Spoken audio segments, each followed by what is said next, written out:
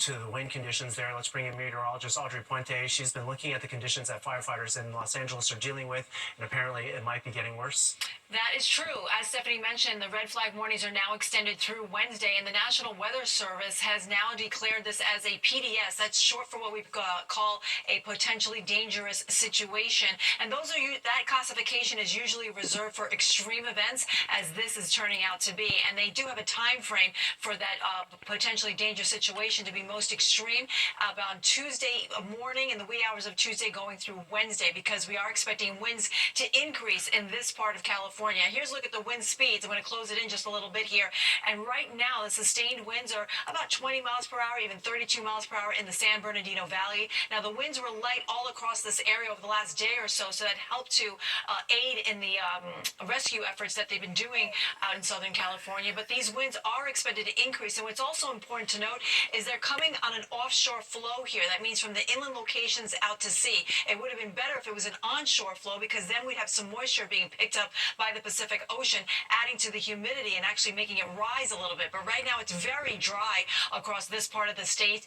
We are seeing extreme humidity, humidity dropping to extreme levels. It's a little bit risen. It's risen a little bit since earlier today, where I saw it only in the teens and even single digits. But there is a severe drought occurring across this part of the state, and all of that is ingredients for what could be wildfires to spread rapidly over the next couple of days. Now, the winds will be increasing to about 40 to 50 miles per hour in Southern California, and things we'll be watching over the next few days, including our own weather here. We have temperatures in the 30s right now. We're at the freezing mark in Atlantic City.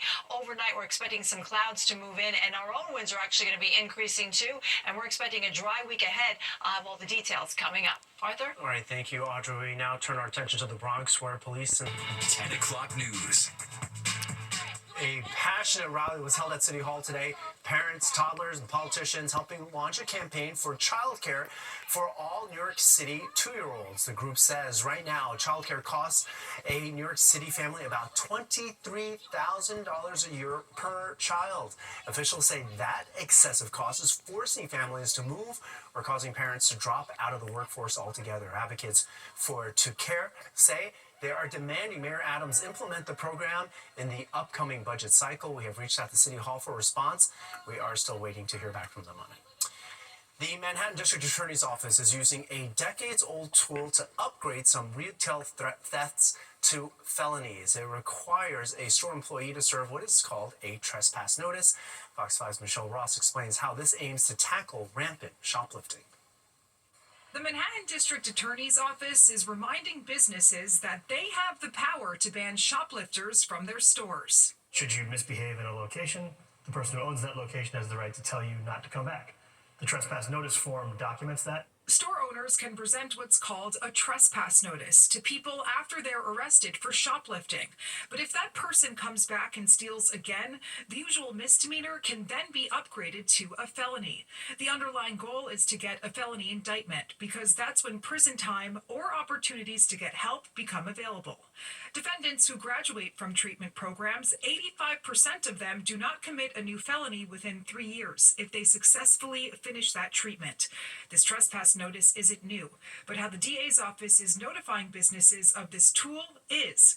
In partnership with the NYPD, 3 trainings have been held borough-wide. The Madison Avenue Business Improvement District, home to luxury brands, is hopeful. We really believe that it'll be an important tool to combat recidivism in, retail theft. As of late December, the Manhattan DA's office is prosecuting 74 trespass burglaries, with 44 cases indicted and ready for trial. Despite these numbers in Manhattan, there isn't enthusiasm in other boroughs.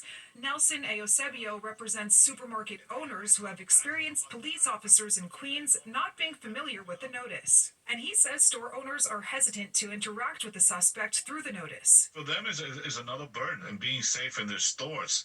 And they do it reluctantly, they do it, but they are desperate and they want action. While other boroughs may be struggling with awareness of the notice, the Manhattan DA's office says police officers are present at their trainings. We work with the commanding officer to ensure that the neighborhood coordination officers that cover the small or large businesses in that community are also at the meeting. This is to make sure that everyone is hearing the same thing together on how to serve the notices for the common goal of reducing retail theft. In Lower Manhattan, Michelle Ross, Fox 5 News. On the other side of the break, Audrey Puente has a check of our forecast, and we have a story of survival honoring Holocaust survivors. Youth musicians performing a concert for peace using musical instruments dating back to World War II.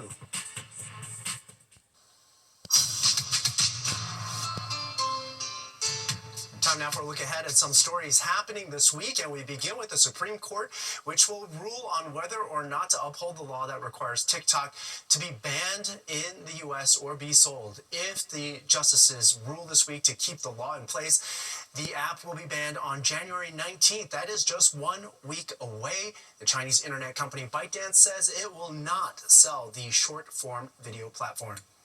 A 17-week subway service suspension in the Rockaways starts Friday. The A train will not be running between Howard Beach JFK Airport and Far Rockaway Mott Avenue or Rockaway Park Beach 116th Street. The MTA says crews will be upgrading the subway line as part of its resilient